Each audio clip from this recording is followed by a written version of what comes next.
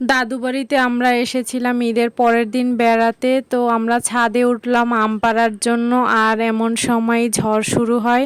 ঝড়ের দিনে আসলেই আম কুড়াতে অনেক সুখ, আর এরকম একটা ওয়েদারে আম পাড়ছিলাম আমরা, ভালোই লাগছিল এখানে এসে।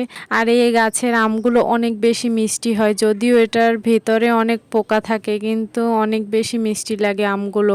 তো এখানে কিছু পাকা আম ছিল গাছে, ওগুলো গাছ ঝাঁকি দিলে পড়ে যাচ্ছিল, আর কিছু আমরা এখানে লাঠি দিয়েও পারার চেষ্টা করছিলাম। আর এইদিকে আমি আমগুলো দেখতে মনে হয় না যে ভিতরে এত বেশি পোকা, কিন্তু উপর থেকে দেখতে কত সুন্দর লাগছে, কিন্তু ভেতরে অনেক পোকা ছিল। আর গ্রামের বাড়িতে বেড়াতে আসলে এরকমই আমাদের দিন পার হয়ে যায়, খাওয়া দাওয়া ঘোরা এইসব করতে করতে।